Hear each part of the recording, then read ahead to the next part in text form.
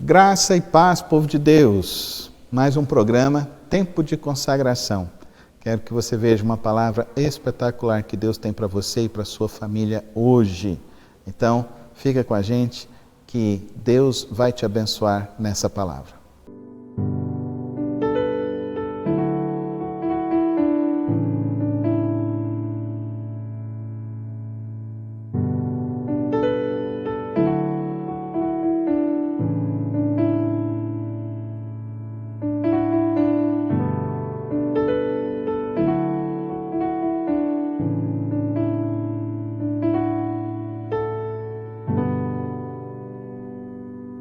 A mensagem que eu pensei, que Deus colocou no meu coração, diz assim: de perseguidor a perseguido. Aqui a gente vê um pouquinho uma parte da história de Estevão, né? Que a história de Estevão está ali no capítulo 6 e no capítulo 7. E vemos que Estevão era um homem, né, íntegro, cheio do Espírito Santo, cheio de fé, tinha o dom da palavra, ministrava, onde ele ministrava o povo se convertia. Então ele era um homem genuíno de Deus, né? Um homem de Deus. E com isso, já se levantou-se a ira de muitos dos religiosos da época, né? Daí, com isso, começaram a perseguir. E já começaram logo jogando ele aonde? Na prisão. Né? Estevão acabou sendo preso, e o melhor de tudo, que eu acho interessantíssimo, porque muitas vezes a gente passa por dificuldades, a gente passa por provas, por tribulação, e muitas das vezes fraquejamos, às vezes desistimos, mas Estevão permaneceu firme. Lá dentro da prisão, ele continuou falando do Senhor, continuou ministrando a palavra, com todo vigor e com toda força. E as pessoas que se destacam incomodam as outras, né? E Estevão começou a incomodar as outras pessoas, e com isso o destino dele foi um pouco pior, né? Ele foi o primeiro a morrer ali, em amor a Cristo, né? Ele acabou passando por isso. Mas lá no capítulo 7, no versículo 51 e 57, mostra exatamente essa parte de Estevão sendo morto, é onde eu quero chegar. Quem estava lá presente na morte de Estevão? Saulo, né? Saulo, a gente pode observar que Saulo foi um dos maiores perseguidores dos cristãos até então. Tanto que lá no último versículo, fala que, no versículo 57, fala que Paulo estava ali de longe, vendo tudo o que estava acontecendo e não fez nada. Ele consentiu, né, no que estava acontecendo. Tipo, ele aprovou o que estava acontecendo ali naquele lugar. E tanto que lá em Atos, no capítulo 22, no versículo 20, ele mesmo afirma que ele ficou de longe e aprovando tudo aquilo que estava acontecendo com Estevão. E aí, a partir da morte de Estevão, começou uma grande perseguição contra os cristãos, contra a igreja, e no comando de Saulo, né? Ainda era Saulo. Mas aí eu estava estudando, vi algumas passagens, alguns estudiosos falando que uma das pessoas que contribuiu para a conversão de Saulo foi quem? Estevão. Porque Estevão, segundo eu vi nos estudos, Estevão orava pela vida de Saulo. E lá no capítulo 9, a gente pode observar, então, a conversão de Saulo. E lá na passagem, Saulo estava a caminho, de repente, Jesus veio e falou: Saulo, Saulo, por que me persegue? E a partir daí, o perseguidor passa a ser o perseguido, né? E aí, a partir daí, Saulo se converteu, Saulo se transformou num Paulo. E um dos maiores pregadores que tivemos, né? Foi responsável por várias cartas, por vários livros que temos aqui na palavra. Mas aonde eu quero chegar com tudo isso? Né? Que eu vim aqui contar um pouquinho do meu testemunho. Eu aprendi algumas lições nisso aqui que eu estava estudando. E uma das lições que eu aprendi foi: às vezes Deus usa Estevãos para nos alertar.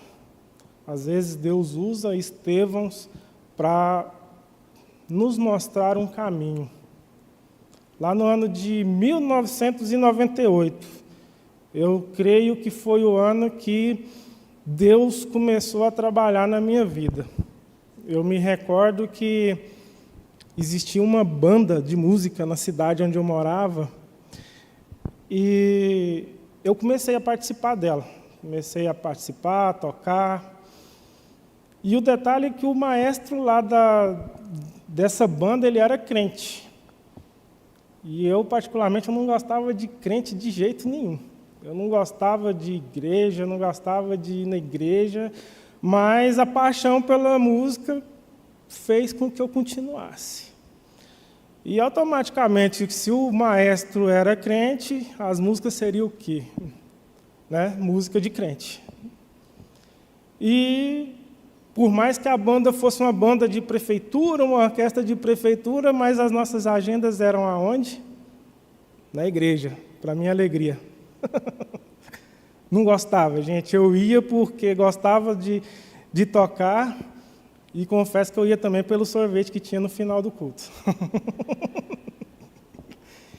E sempre tive o questionamento com ele. Ele chama Valdo, esse maestro chama Valdo. Eu virava para ele e falava assim: Valdo, pelo amor de Deus, essa banda não é de igreja. Vamos tocar, não sei, na balada, no baile, vamos tocar a música do Bruno e Marrone, vamos fazer alguma coisa. Aí ele: não. Domingo nós vamos tocar num lugar tal, quem era o primeiro a chegar? Eu. Fominha de música. Mas o tempo foi passando. E aí, dentre essas apresentações, esses questionamentos, passou uns 2 ou 3 anos, o que aconteceu? Esse maestro saiu da banda e entrou um exatamente com a linha de raciocínio que eu achava que tinha que ser, né, com as músicas do Bruno e Marrone, etc. Mas aí está a virada de chave do negócio, que eu falei que começou em 98. Aquele homem começou a plantar uma sementinha no meu coração. Ele começou a plantar uma sementinha, porque o que aconteceu? Quando o outro começou, eu comecei a sentir incomodado. Eu comecei a não gostar daquilo que eu queria que acontecesse. E eu comecei a ficar incomodado e chegou no momento que eu falei: cara, não dá mais. Vou abandonar esse negócio. E abandonei. Realmente eu abandonei. E aí, como eu falei, Deus é especialista em transformar pessoas através de outras pessoas, porque eu tenho certeza, eu creio que Deus começou a transformar a minha vida através daquele homem. E eu comecei a perceber nos sábados à tarde que tinha uma orquestra tocando, e como eu tocava da prefeitura e eram as mesmas músicas, eu falei: olha só, o pessoal tocando. E eu comecei a prestar atenção naquilo, E aí um dia eu falei, preciso ir lá ver. Fui. Encostei, era no sábado, eu chegava lá na igreja, encostava na porta assim, ficava lá um tempo observando, logo ia embora. Aí umas semanas depois, o maestro falou, cara, você não quer vir ensaiar com a gente? Ele sabia que eu tocava também. Eu, como assim? Eu não sou nem crente, eu não sou nem da igreja, o que você quer? Não, moço, vem, pode vir, tem instrumento lá, você pega e tal. Faz, tá, vou, né? Não estou fazendo nada.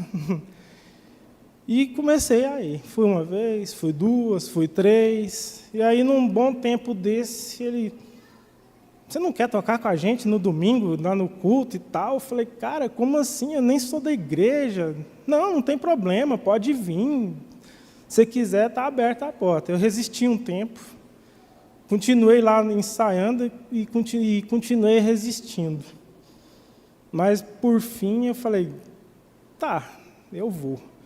Mas o que eu acho mais interessante nessa história é que quando Deus tem algo para a gente, alguma coisa Ele faz. Por que eu estou falando isso? Nessa banda, eu descobri um tempo depois que quem tocava nela tinha que ser batizado. E eu nem crente eu era e estava lá. E resumindo a história, para mim não alongar muito, já faz 20 anos que eu estou já faz 20 anos que eu estou vindo na igreja. Então, assim, às vezes a gente não entende. Eu não entendia, igual eu falei, eu não era crente, não gostava de passar nem na porta da igreja. É claro que de jeito nenhum eu estou me comparando a Paulo, mas eu sinto, hoje eu percebo que eu era tipo meio que um perseguidor, pelo fato de eu negar, de eu não gostar, e às vezes até influenciar pessoas a não ir também. Hoje eu sinto que eu era assim, que eu perseguia por esse motivo. E a partir do momento que a gente se toma a decisão, a melhor decisão da vida da gente, que é aceitar Jesus, a gente muda de fase. Igual Saulo mudou de perseguidor e veio a ser perseguido. Garanto o seu futuro, é só você escolher. Um futuro grandioso começa com uma grande universidade. O maior centro universitário de Aparecida de Goiânia. Faça vestibular agendado e eletrônico na Unifam. Cursos com as melhores avaliações do MEC. Vem pra Unifam. Administração Professor Alcides. Venha para o Cameló da Moquei, o seu local de compras para você e sua família.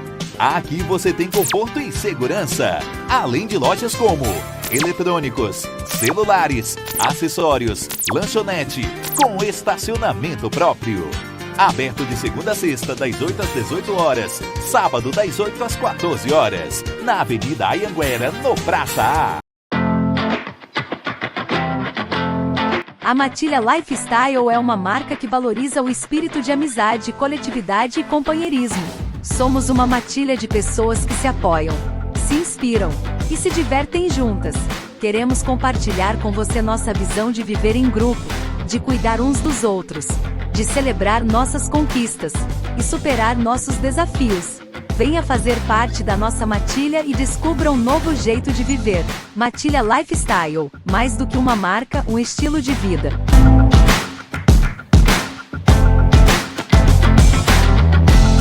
Obrigado por assistir o nosso programa, uma alegria que nós possamos estar sempre juntos aqui. Pai, abençoa essa casa, abençoa essa vida e, ó Pai, o Senhor derrame ricas bênçãos neste lar, em nome de Jesus. Amém. Fique com Deus. Até semana que vem.